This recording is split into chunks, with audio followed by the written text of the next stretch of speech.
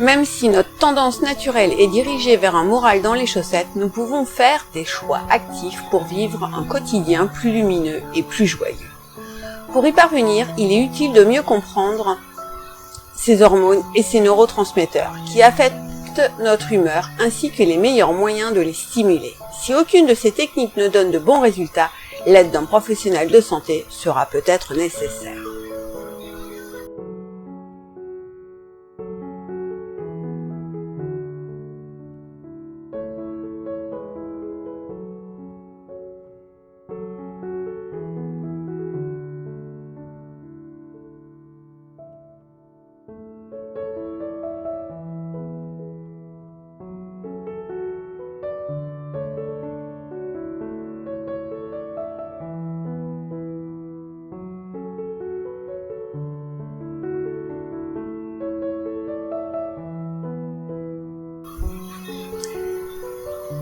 Cette hormone du bonheur est un neurotransmetteur qui dirige le système de récompense de votre cerveau, qui est la dopamine.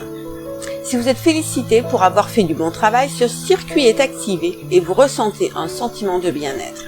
La dopamine stimule également les comportements de recherche de plaisir. La sérotonine, ce neurotransmetteur stimulant l'humeur, est particulièrement sensible à l'exercice physique. C'est la raison pour laquelle une marche rapide fait des merveilles pour le moral. Pratiquer de l'exercice 10 minutes par jour suffit pour avoir un effet stimulant. L'oxytocine est souvent appelée l'hormone de l'amour. Son impact est particulièrement connu chez les femmes pour qui l'oxytocine serait directement liée au niveau de satisfaction de vie. Cette hormone heureuse et l'oestrogène aide à former la sérotonine et vous protège de l'irritabilité et de l'anxiété. Maintenant, votre humeur stable. Les oestrogènes diminuent avec la ménopause, ainsi qu'avec des habitudes de vie telles que le tabagisme et l'exercice physique extrême. Le déséquilibre oestrogène-progestérone en périménopause peut également affecter négativement l'humeur. Cette hormone, qui est la progestérone, aide à bien dormir et prévenir l'anxiété, l'irritabilité et les sauts d'humeur. Ces niveaux chutent chez les femmes après l'âge de 35 ou 40 ans et cette baisse peut être accélérée par un stress excessif et de mauvaises habitudes alimentaires. Un traitement hormonal substitutif est parfois conseillé pour mieux vivre le passage à la ménopause.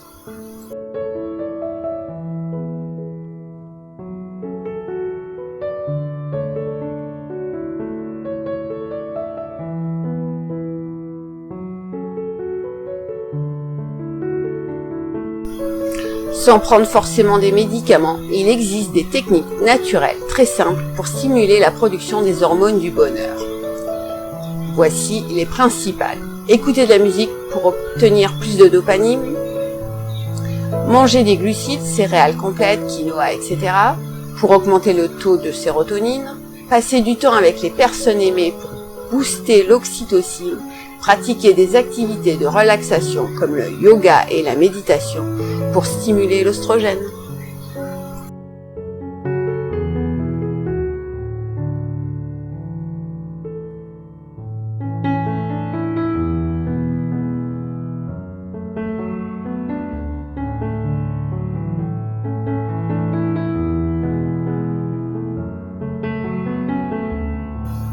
Rappelez-vous que le bonheur réside dans la capacité à savourer l'instant présent, une attitude qui s'acquiert en positivant les inévitables soucis de tous les jours.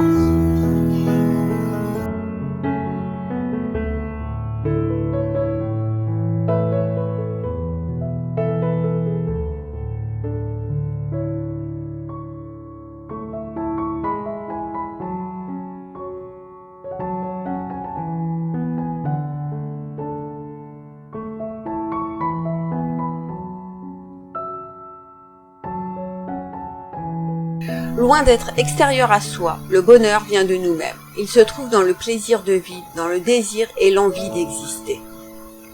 Il ne suffit donc pas d'être jeune, riche et bien portant pour être heureux. Chacun a sa propre version du bonheur.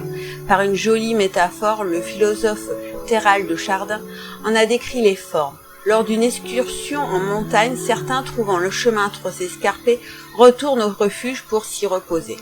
Bonheur de tranquillité. Estimant avoir suffisamment grimpé, d'autres s'arrêtent à mi-course pour admirer le paysage. Bonheur de plaisir. Enfin, les derniers continuent à transpirer pour atteindre le sommet. Bonheur de développement. Comme les grands vins, la capacité au bonheur se développe avec les années. Notre expérience de la vie augmente notre intelligence du bonheur. Le bonheur est l'affirmation d'un désir personnel et non l'adhésion aux normes que la société de consommation veut nous imposer. En nous faisant croire qu'il faut posséder pour être heureux, elle entretient la confusion entre désir et besoin. J'ai souvent remarqué que les personnes satisfaites de leur vie consomment peu. Certaines souffrances de l'enfance qui n'ont jamais été apaisées nous empêchent parfois de nous accorder le droit au bonheur, comme si nous ne le méritions pas. Le bonheur requiert un minimum d'estime de soi, mais également une liberté de penser. Une personne autonome sait davantage affronter les difficultés de l'existence et profiter de ses bienfaits.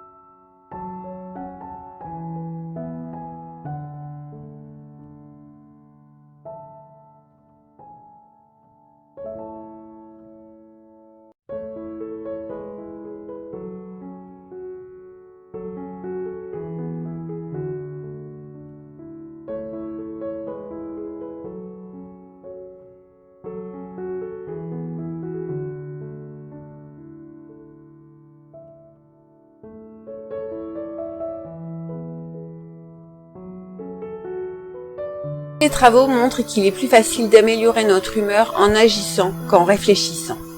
Les émotions négatives surgissent avec le stress. Au lieu de pester contre les embouteillages, demandez-vous plutôt pourquoi vous êtes de mauvaise humeur. Étant attentif à votre état d'âme, vous pourriez mieux les contrôler. Le regard que nous portons sur le monde dépend assez peu de notre jugement, alors qu'il est profondément influencé par nos humeurs. Plus la maman est débordée, plus elle trouve son enfant pénible. Aussi, avant de réprimander son rejeton, est-il important de s'accorder du temps pour se poser. Lorsque la morosité nous gagne, nous voyons la vie en noir. S'abandonner au sentiment de malheur peut faire passer de l'émotion « je me sens malheureux » à la vision « j'ai une vie malheureuse ». Au lieu de ressasser nos mots, réagissons et plongeons-nous dans un polar ou allons au cinéma. En se retranchant dans son coin, on est pris dans une spirale. Moins on sort, moins on est sociable et plus on est triste.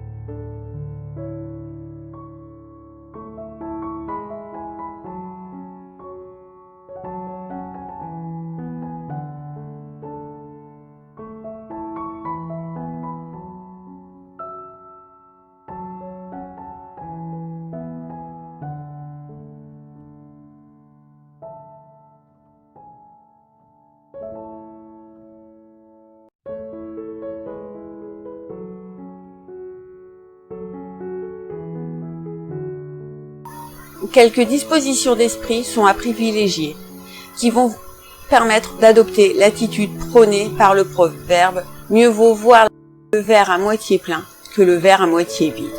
Ne pas se laisser envahir par l'anxiété, en prévoyant toujours le pire, on parasite sa bonne humeur. Voir les choses sous l'angle de l'optimisme, sans tomber dans la méthode Coué, a un effet positif indéniable. Remettre les événements mineurs à leur juste place. Si un proche s'est comporté injustement à votre égard, évitez de réagir à chaud. pour ne pas envenimer les relations. Laissez votre colère ou votre tristesse se dissoudre avec le temps, ce qui vous aidera à relativiser les faits. Savourez le plus souvent possible tous les instants de bonheur, quitte à les coucher par écrit. Affrontez les épreuves de l'existence au lieu de refouler sa souffrance. Le psychisme s'appauvrit, perd de sa sensibilité en devenant bien moins réceptif à toute la palette émotionnelle, y compris les expériences de plaisir. Le bonheur ne peut s'éprouver qu'en alternance avec son contraire. Un enfant est un grand observateur à qui l'on inculque des leçons de vie, malgré soi. Vos réactions devant les événements ne lui échappent pas. Sachez lui donner le bon exemple en ayant des réactions appropriées. Apprenez-lui à relativiser ses soucis par l'humour ou un éclat de rire salutaire. Aidez-le à savourer les moments de bonheur que vous lui offrez.